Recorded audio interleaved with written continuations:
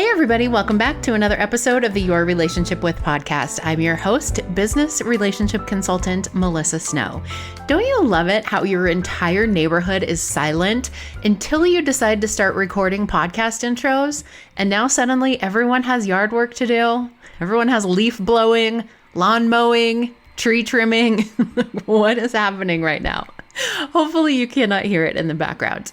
Anyway, welcome back to another episode. This is a really fun episode. We're talking about curiosity marketing, and I love this approach to marketing because it's so different than what so many people who are teaching marketing are teaching. It is something that is easy to do and implement regardless of who you are, and it's something that really allows you to harness your authenticity and your real personality and use it in a way to attract the right people to you, which you know I'm all about. So I am thrilled to share this episode with you. This episode is an interview with Emily Aborn. She is a content copywriter, podcast host, and the owner and founder of the women's entrepreneurship community, She Built This. She lives in Temple, New Hampshire with her husband, Jason, and their 10-year-old snuggle-loving dog, Clyde. She loves hiking, swimming in the Atlantic Ocean, and diving into a lake, reading, being a Jeopardy contestant from her couch, and writing. I was super excited when I read her bio because I just saw the being a Jeopardy contestant part and I was like really impressed. But then I realized she's just like me. She's just a contestant from her couch. I wonder though, she probably gets a lot more answers correct than I do. Okay, so here is my interview about your relationship with curiosity marketing.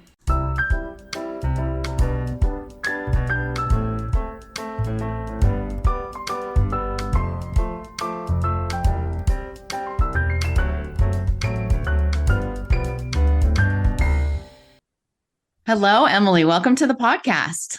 Hi, Melissa. Thanks for having me. I'm excited to be here. Yes, me too. So excited to talk today about curiosity marketing, which I think is such a cool take on marketing. And one of the things I really like about it is I feel like it allows for so much authenticity, and that's like totally my jam. So I'm excited for us to talk about that. Before we dive in to curiosity marketing, tell everybody just a little bit about you and about your own relationship with curiosity marketing.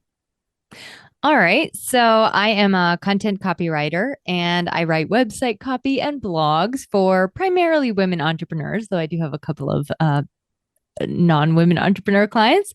And I also am the host of two podcasts, the She Built This podcast and the Content with Character podcast.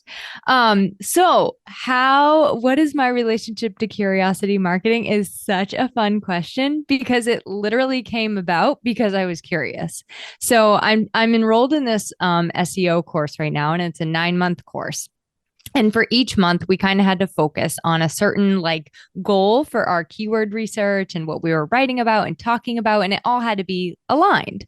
So one of the topics I chose was how to increase the curiosity of your readers and your listeners in the content that you're creating. And that just took me down this whole rabbit trail of being curious about curiosity, being curious about how it helps us, being curious about how to add it into our own marketing. And it has really, really opened up my eyes. And it's very meta because the whole point of the whole way that curiosity helps us to increase our success is by bringing us to places that we never knew existed before. So that's my relationship to it. It's literally just, I was very curious about, is curiosity part of marketing? And then I followed that curiosity and here we are. I love it. I was curious about curiosity.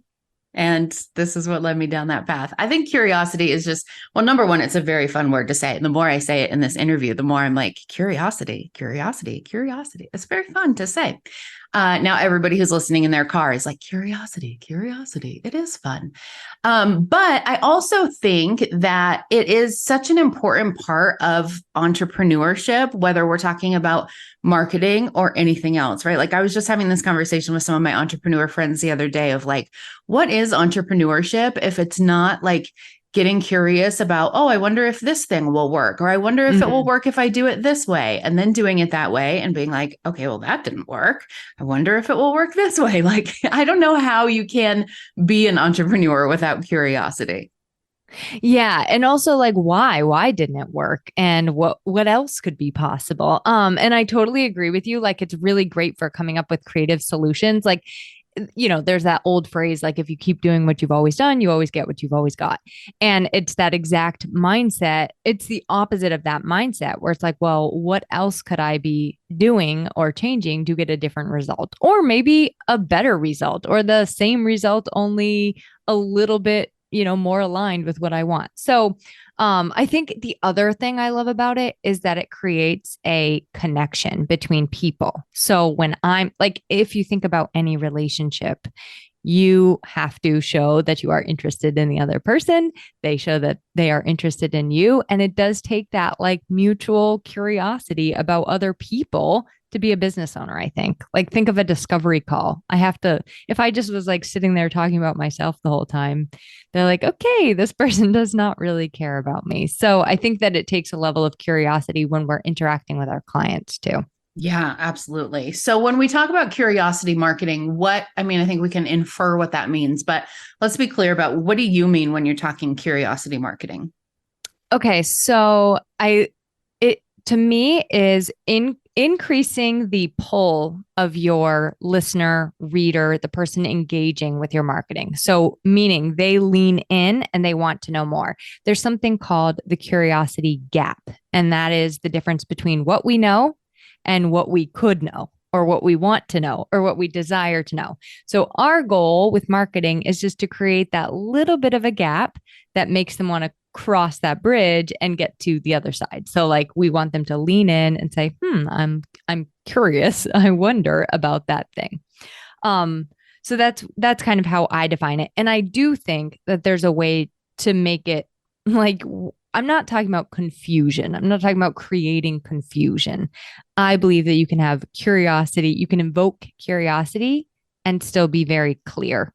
Mm-hmm. Like we're not trying to like, I use this like cooking analogy. We're not trying to add so much heat that it's so spicy people can't even decipher the flavors. We want them to just get just enough heat to lean in and be interested. And I think you have to have the right combination of curiosity and clarity, right? Because if you are too convoluted and you think like, oh, I'm creating so much curiosity because this is so mysterious, like business 101 yes. is a confused mind never buys, right? Like this is one of the conversations I have with my clients a lot when I'm listening to them do their introductions or explain like what they do. Life coaches are infamous for this. I love you, life coaches, but you do this all the time. Like, oh, what do you do? Oh, well, I help, my poor listeners have heard these horrible examples that come out of nowhere in my brain a million times, but like, oh, well, I help, overworked and underappreciated moms of toddlers to have more fulfillment and passion and glorification of the passions that light their heart on. And I'm just like, nobody knows what you're saying. Like, exactly. We don't know what that means. Right. My brain, like, not that I don't know the words. I know the words, but my brain has like shut down already because it's like, this is hard. Goodbye. So we have to find that fine line of like, this is making people curious, but it's not like so convoluted and like roundabout that people are like, I don't know what she's saying. Goodbye. Yeah. And we're going to get into that too in some of the things that I can give you as actual tips on how you can get started, because that feeds right into one of the things we're going to talk about. Okay, cool. So we talked a little bit about why curiosity is so important for success, whether it's business or personal relationships. We talked about, having a conversation with someone who is not curious. We've all had that conversation, probably more than once. It's not super fun. It's the worst. What are some of the other ways that curiosity is important, especially in business? So there's a study done that shows that there's like 4 basic types of curious people. And I think this is a fun way to think about how you can apply it to your business. So the 4 types are the fascinated, the problem solver, the empathizer, and the avoider. So the fascinated is like that kind of person who's just like, I want to say it's almost like the multi-passionate kind of person. Like you are just interested and in awe of everything. It's like oh my God, I need to learn about this today. I need to learn about this today. I need to learn about this today. And it might be like a very wide range of things, but just everything is interesting to you. The problem solver, that's the kind of person who's more looking to like get out of pain or like get away from things that are struggles and frustrations. And so they're curious about how to solve their problems, how to solve other people's problems, like kind of getting away from anything that is causing disruption in life. And then there's the empathizer, and that's the person that's like really interested in other people and like learning about different types of people and personalities and how different people approach different things. So that's like a very people centric. And you probably will fall into several of these categories, right? And then there's the avoider, and that's just the person that lacks general curiosity. I don't know if that person could self-identify themselves. They're not curious enough to know if that's them. Exactly. But it's fine because they stopped listening like 15 minutes ago. I was like, I don't think they're listening to this podcast, so we're good. Yeah. So then there's the avoider, and chances are, as a business owner, you'll see those people in your work. So you'll see your clients and yourself in some of these areas, and you can use that to speak to them in the language that they're speaking. So if you know somebody is a fascinated kind of person, like my husband is a fascinated person, he will come home, he will have listened to like some World War II podcast from start to finish, like 6 seasons long, come home and tell me every fact about World War II. And then he's like, you want to watch a movie about World War II tonight? I'm like, no, I do not. Can we find something more aligned with my interests? But I know this about him.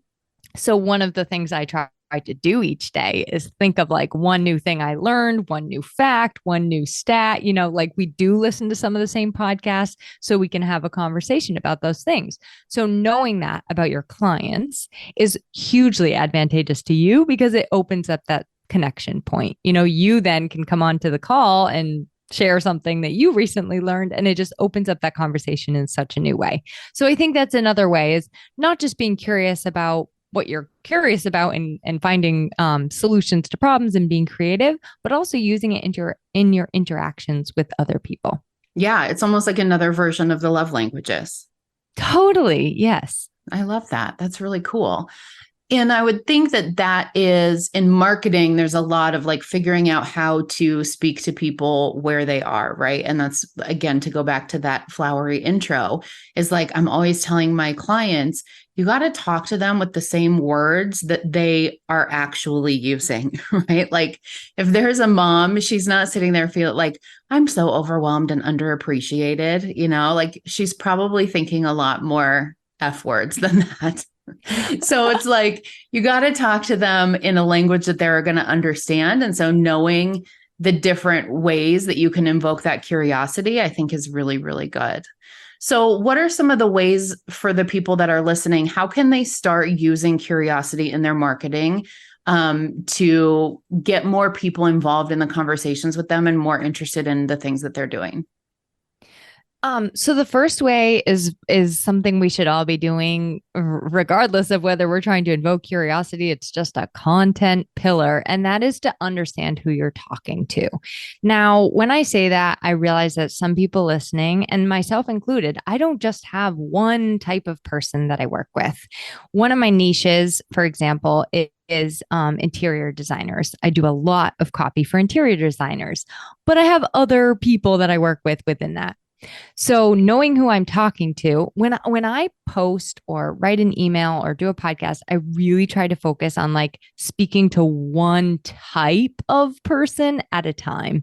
Not saying I can't speak to all of the people in different places and in different ways, but knowing who I'm talking to makes it so that when they're receiving it on the other side, and being specific, like I have a travel agent that listens to my podcast.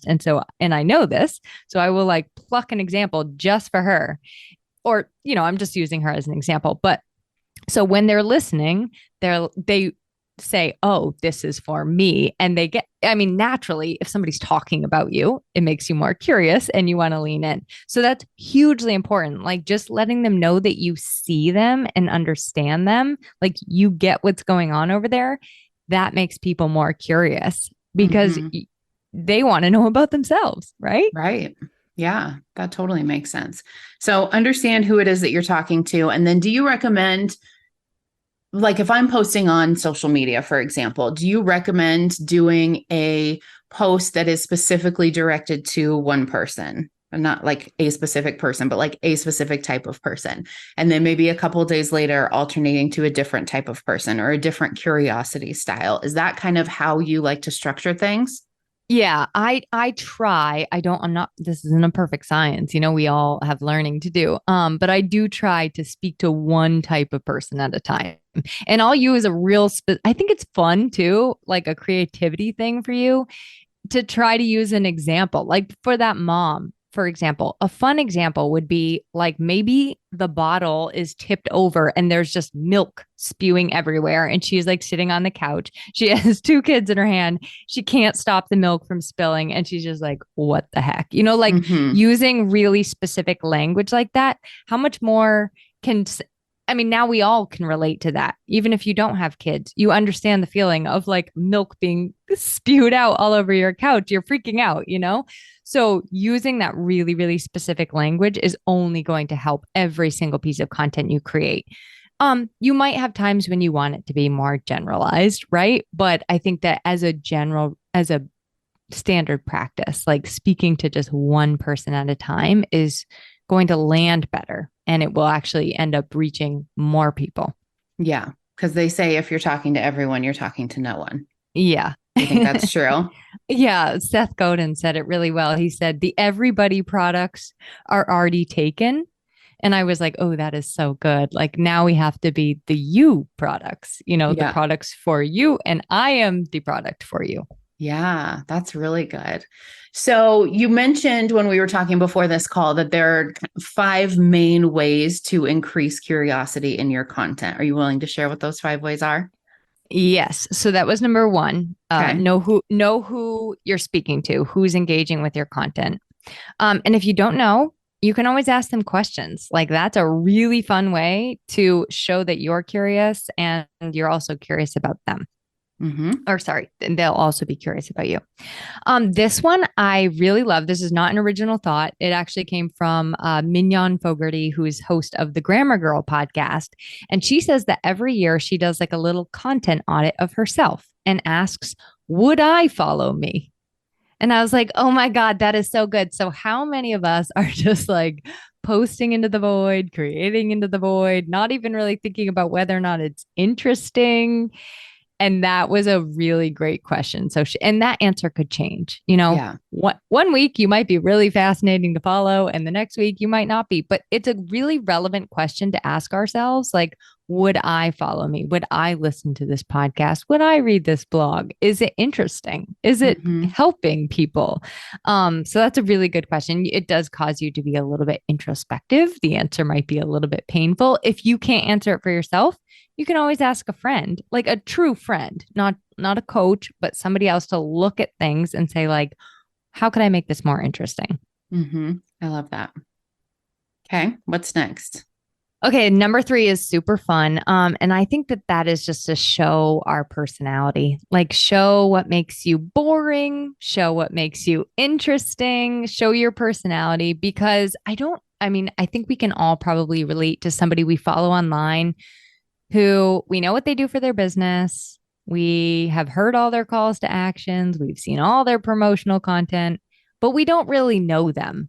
Like there is a disconnect. And again, we're trying to create a bridge. So we're trying to bridge between us and them. And I think that one really, really solid way to do that is to show your personality. So one simple tip I give people to start doing that right away is if you're doing audio, most of us are showing our personality in audio. But if you're doing written content, record yourself and type up what you say rather than just sitting there and typing it. Because one thing I see a lot is like, even with a simple apostrophe, you make things sound a little more robotic than they need to be by saying they are, or we are, or we were. You can just say we're. Yeah. There. So writing how you talk is a huge way to just like start showing your personality right away. Because then when people get on a call with you, there's that instant like, oh yes, she's people say to me all the time when they meet me in person, they're like, oh, well, you're exactly like you are online. That is a huge compliment. That is what we all want to hear. Yeah. So listen up, everybody. This is the most important thing you're going to take from this podcast. This is why we don't copy and paste from ChatGPT. Don't even get me started. We're going to need a part 2 if we go there. Do I need to say it again a little bit loud? Should I turn my volume up and say it again? Listen, I actually love ChatGPT. I use it for a lot of things and it saves me a lot of time. And when I am scrolling through Facebook or LinkedIn or whatever it is, anyone who uses ChatGPT, I feel like can very easily spot a post that sounds like ChatGPT, right? Like he's got his own voice. If you met ChatGPT in real life, you'd be like, you are exactly who you are online. Like you use way too many emojis and you talk like no one else actually talks. So, I mean, I like it for a lot of things, but I always think in my head, like I'll always say to myself, I'll copy and paste something from there. And then I'll be like, okay, now we got to Melissify this. Like now we got to change things around so that the point is still the same, right? Like he's making a good point. And there's a couple places where he said it probably better. I don't know why my ChatGPT is a man. I just decided he was. And there's a couple places where he says it probably in a better way than I could say it, but he sounds nothing like me. So then I always have to go back through and like add my dumb jokes and add like the words that I use all the time. And ChatGPT doesn't swear nearly as much as I do. And so I have to add some of those in and like get it to a place where it actually sounds like me, or else it's very confusing to people. Yeah, I agree. Your ChatGPT sounds smarter than mine, but maybe you've trained him better. Maybe him and I work very hard together. I was going to say something else about that, but I can't remember what it was. Okay, so understand who you're talking to, asking yourself, would I follow me? And is there a way that I can make this more interesting? Show your personality. That's how you're creating a bridge between us and them. Oh, I know what I was going to say. There's a post that I do every once in a while on Facebook, and everyone who's listening can steal this if they want, because I'm almost certain I stole it from somebody else. But it is 5 things I'm currently all about and 5 things I'm currently not all about. Oh, I love that. See, look, even Emily's writing it down, you guys. You have to write it down too. I wish I remembered who I stole it from so I could credit them, but I don't. And that post, I don't do it very often, maybe like once a month, twice a month, depending on how many things I have in my brain. And I get so much engagement from those posts. Number one, that's not why I do it, but it really is a good opportunity. Number one, for me to talk about something other than my business, which people are really excited to hear you talk about yourself as an actual human. And also ways that people can relate to you, right? There are ways that people see themselves in you, or there are ways that people see things in you that they're like, okay, she's definitely not my person, which is also just as beneficial. So I think that's part of the advantage of showing your personality too, is like you're attracting your people to you, and you're also sometimes letting people know, like, maybe you're not my person, and that's okay.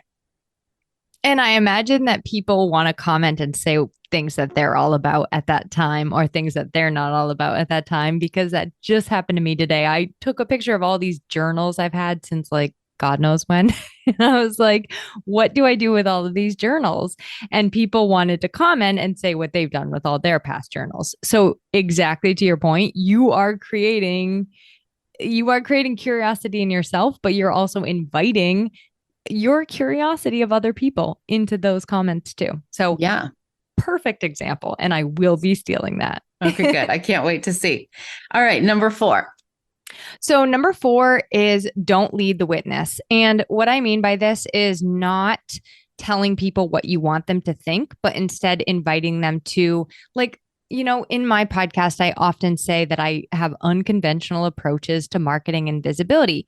At the end of it, I don't want to give somebody like a recipe for what they should be doing in their marketing and visibility. I want to open them up to different possibilities and let them choose for themselves, and let them see for themselves, think for themselves, go to new places for themselves. So when we're sitting there, and some of this comes down to like not talking down to people. So really letting them like be on the same level as you and exploring them to have these questions for themselves, if that makes sense. Yeah, totally makes sense. I was just having this conversation yesterday. I was doing an interview with a woman named Sarah Rose. She's a coach, and we were talking about your relationship with the coaching industry. And that's one of the things we were talking about is like, there's not one right way to do anything. There's not one right way to coach. There's not one right way to grow your business, right? There's a lot of quote unquote experts out there who would like you to think there is one right way, but everybody's going to take it in a little bit different direction. Everybody's going to resonate with something different. So I love that idea of like giving people the options and inviting them to choose for themselves. Here's another fun way to do that is when you give somebody a list of like, okay, for the love of all things holy, please never do these 4 things in your marketing. You can say, and I love doing this, it is actually very effective on LinkedIn. You can say, what else would you add to this list? Or what would you take off of this list? Like bringing people in that way. It's just like, oh, I have an idea too. Like these are great. And I just think it helps to not talk down to people. It helps to not like, here are my 4 points and this is all there is to it. Right. Really, and I know everything there is to know and you know nothing. Exactly. Because you can see how when you have that conversation at dinner with somebody who knows everything, guess what we do? We shut down. Like, yeah. Okay, no, thanks. I won't be saying anything else or asking any further questions. Thank you. Right. 100%. Okay. And what is number 5? Okay. And number 5, we talked about a little bit at the beginning, and that is avoiding jargon, which is exactly the kind of words you use, like transformation and enlightenment, and also complex language. So for some people, I actually just wrote a website for a water infrastructure company. Oh, lots of complex fascinating language. It honestly, great probably mission. Was actually. It was fascinating, but they had a lot of complexity in their language. And if I had gone and tried to turn that into, say, like a simple social media post, I would be just like getting people in the weeds with complex language and jargon. So how do you simplify it? And all of us can, no matter what you do. That water infrastructure company, we made their language very simple and clear because the people that are going to that site already know what they're talking about. Chances, if you work in a complex industry. So my recommendation here is to sit down and like write out your tagline or whatever you use to describe your business. And then ask yourself, would my 5-year-old niece, nephew, child understand this sentence? Like my nephew, Max, asked me the other day what I do for work. And I was like, I write for people who don't have time. And he's like, okay, got it. Like, can I hire you to write my next, my next paper? Because he's very busy. Max is very busy. So that it's an easy way to practice it. And of course you don't need to talk to your audience like they're 5, but it helps you just really, really just simplify your message. And once again, you can bring in your business bestie or your friend to say like, is this clear? Am I explaining myself in a way that you would instantly know what I do? And does it create curiosity, right? Like if you are so confusing that nobody has any idea what you do, you're like, okay, never mind, forget I asked. Yeah, I don't even have any questions because I don't even know where to start. Exactly. Those are really good. Okay, so understand who you're talking to. Would I follow me? Show your personality to create a bridge between you and them. Don't lead the witness, and avoid jargon and complex language. Those are awesome.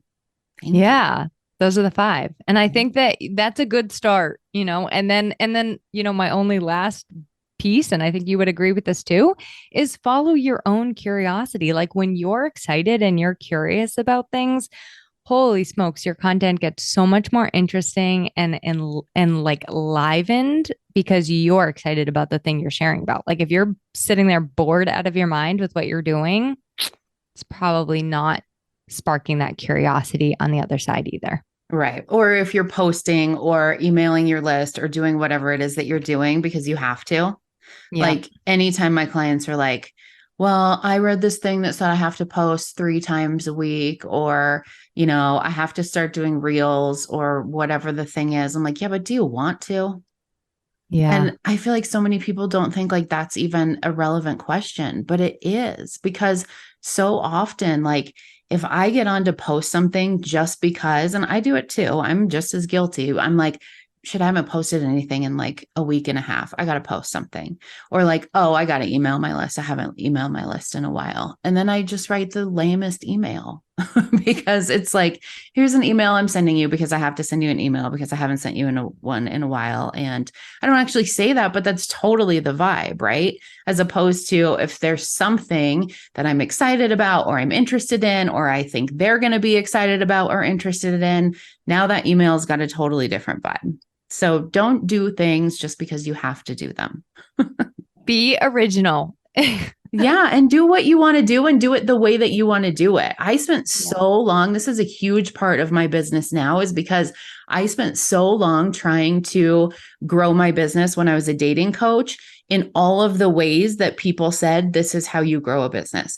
Even when they felt gross to me, even when the sales tactics felt sleazy, even when it was marketing stuff that I didn't want to do, I'm like, nope, she's making 7 figures. She says, this is how you do it. So this is how you do it. And it never worked because that's not how I make 7 figures. That's how Susie Joe makes 7 figures, right? So do it the way that you want to do it, that feels good to your personality and who you actually are.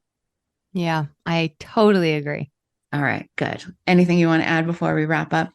No, thank you. This was so much fun. I thoroughly enjoyed being curious with you. Yeah, me too. This was great information. So if anybody wants to connect with you, if they want to learn more about what you do, and get more, if they're curious about you, what is the best way for them to do that?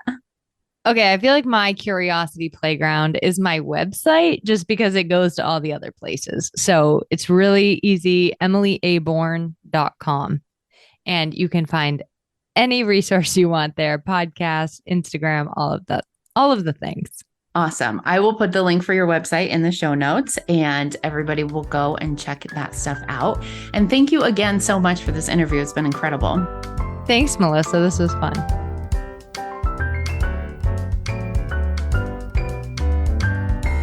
Thank you so much for listening to another episode of the Your Relationship With podcast. Who do you know that needs to hear this episode? Who do you know that is a female entrepreneur who wants to build her business, who wants to start making a consistent income, but is so confused and overwhelmed and frustrated by all of the shiny objects? Forward this episode to her. Tell her, listen, this is where you need to get started. If we focus back on that simple piece of genuine connections and authentic relationships in business, that is how you make the money, people. I don't know if anyone even listens to these outros, so they just get weirder and weirder every single time.